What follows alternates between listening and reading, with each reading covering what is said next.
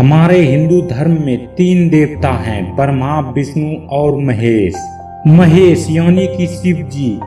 और दोस्तों, हिंदू धर्म में तीन देवियां भी हैं, पार्वती जी, लक्ष्मी जी और सरस्वती जी। इसीलिए सभी जगह तीन देवी, तीन देवताओं और तीन नदियों के संगम को बहुत ही महत्वपूर्ण स्थान माना गया है।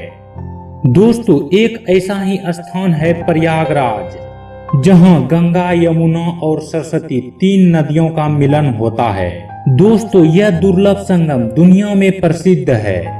गंगा नदी और यमुना नदी के बाद भारतीय संस्कृति में सरस्वती नदी को बहुत ही अधिक महत्वपूर्ण नदी माना गया है।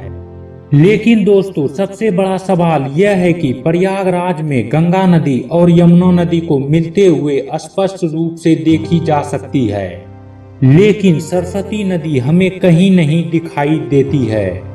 तो फिर ये कैसे त्रिवेणी संगम हुआ?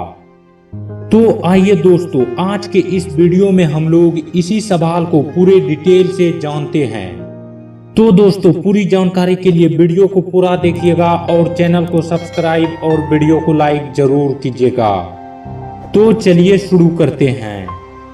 दोस्तों, इस सवाल के जवाब के पीछे एक कथा है।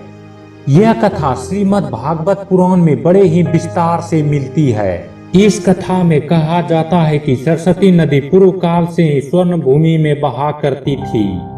स्वर्ण भूमि का नाम बाद में स्वर्ण राष्ट्र पड़ा और स्वर्ण राष्ट्र धीरे धीरे कालांतर में यह सौराष्ट्र हो गया। लेकिन यह सौराष्ट्र प्राचीन काल में पूरा मारवाड़ भी अपने अंदर समेटे हुए था। सरस्वती नदी यहाँ पर बड़े ही प्रेम से बहती थी। नित्य इनकी पूजा और अर्चना होती थी। लेकिन धीरे धीरे यह प्रदेश विकसित होता गया और युवाओं का प्रदेश बन गया, जिनके कारण युवाओं का आचार विचार के मानने वाले लोग होने लगे। इसी कारण से सरस्वती नदी ने ब्रह्मा जी से अनुमति लेकर मारवाड़ एवं सौराष्ट्र छोड़कर प्रयाग में आकर वास करने लगी।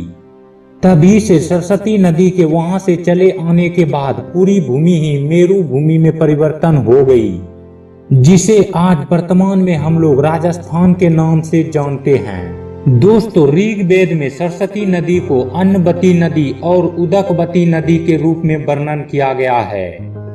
और ऋग्वेद में सरस्वती नदी को यमुना के पूर्व और सतलज के पश्चिम में बहती हुई बताया गया है।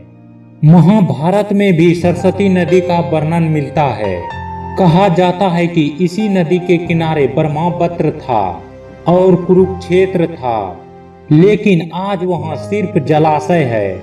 महाभारत में यह भी उल्लेख मिलता है कि बलराम ने द्वारका से मथुरा तक की यात्रा सरस्वती नदी से ही की थी। और महाभारत की लड़ाई के बाद यादवों के पार्थिव अवशेष को इसमें बहाया गया था। इसी कारण से दोस्तों, प्रयागराज में गंगा, यमुना और सरस्वती नदी के संगम को त्रिवेणी संगम कहा जाता है, क्योंकि सरस्वती नदी गंगा और यमुना में अदृश्य रूप से मिलती है। तो दोस्तों, आज के वीडियो में इतना ही। अगर आपको यह वीडियो अच्छा लगा हो तो कमेंट बॉक्स में जरूर बताएं। और अब हम लोग मिलते हैं एक नए वीडियो में एक नए इंटरेस्टिंग टॉपिक के साथ।